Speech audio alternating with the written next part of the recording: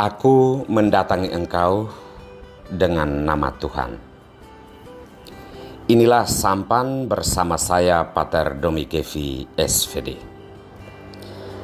Bapak Ibu saudara-saudariku yang terkasih, sampan berlayar menyapa Anda sekalian dimanapun Anda berada saat ini.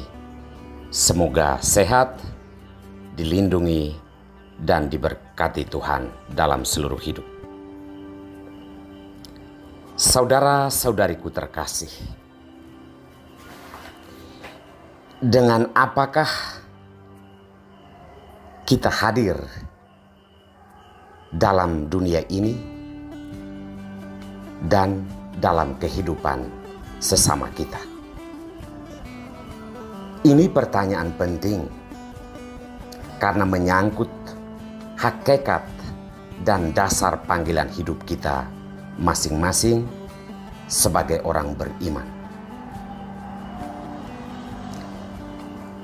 Pertanyaan ini dan jawabannya tentunya menyangkut keberpihakan Allah dan juga keyakinan kita pada penyelenggaraan Allah dalam seluruh hidup kita.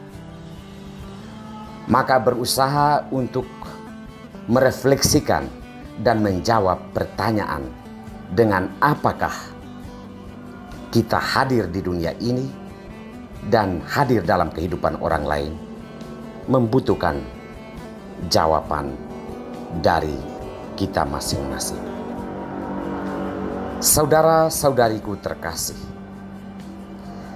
sabda Tuhan yang kita dengarkan dan renungkan pada hari ini mengajak kita untuk merenungkan tema Aku mendatangi engkau dengan nama Tuhan. Pertama-tama, kata mendatangi engkau ini menyangkut hidup kita di dalam dunia. Dengan apakah kita mau menjalani hidup kita di dunia yang penuh dengan berbagai macam tantangan dan persoalannya.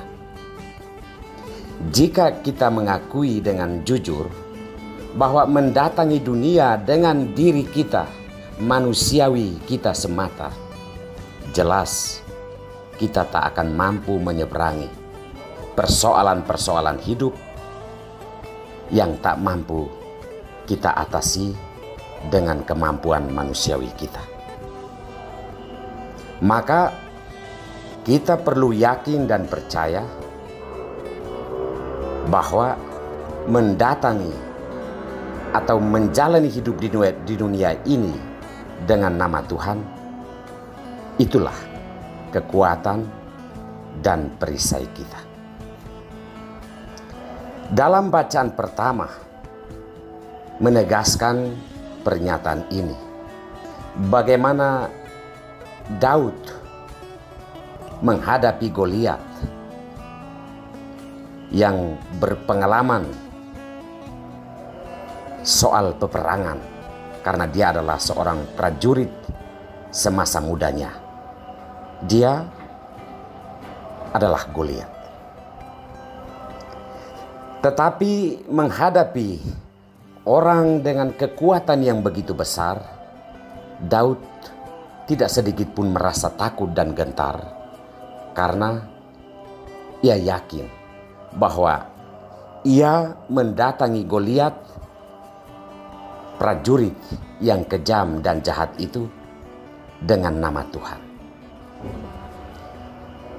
Iman dan keyakinan Daud mengingatkan kita bahwa dengan nama Tuhan tidak ada yang tidak mungkin kita atasi, kita jalani, dan kita lalui di dunia ini.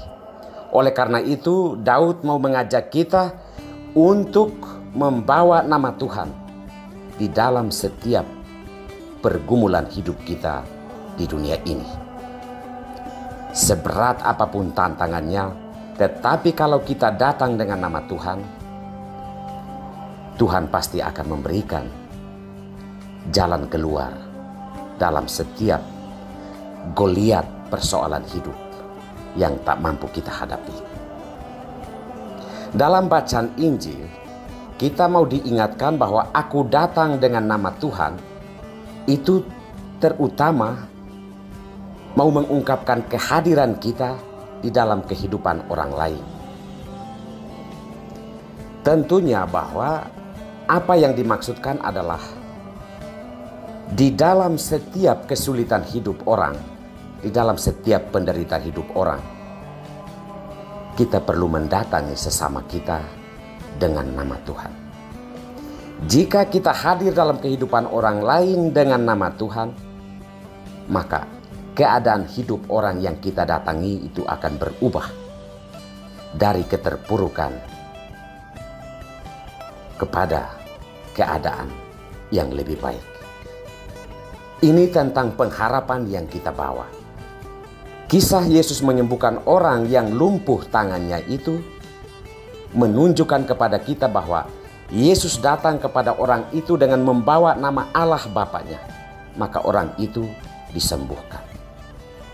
Hal ini tentunya menghadapi tantangan di mana banyak orang, bahkan termasuk kita, kadang mendatangi kehidupan orang lain dengan keserakahan kita, dengan pertimbangan-pertimbangan manusiawi kita, dan akhirnya orang tidak tertolong hidupnya dengan kehadiran kita. Dan itu artinya kehidupan kita tidak berarti dan berguna bagi kebaikan, terutama kebahagiaan dan keselamatan sesama kita. Saudara-saudariku terkasih, aku mendatangi engkau dengan nama Tuhan. Kita menjalani hidup di dunia ini tidak sendiri, tetapi bersama Tuhan. Maka tantangan apapun pasti kita akan jalani dan lewati dalam kekuatan Tuhan. Kita juga datang ke dalam kehidupan orang lain dengan membawa nama Tuhan. Maka keadaan hidup orang akan berubah menjadi lebih baik dan diselamatkan karena kita datang dengan nama Tuhan, dengan membawa kebaikan-kebaikan Tuhan yang peduli akan keselamatan dan kebahagiaan kita. Semoga setiap hari kita selalu mendatangi dunia ini, mendatangi kehidupan orang lain dengan membawa nama Tuhan. Tuhan memberkati.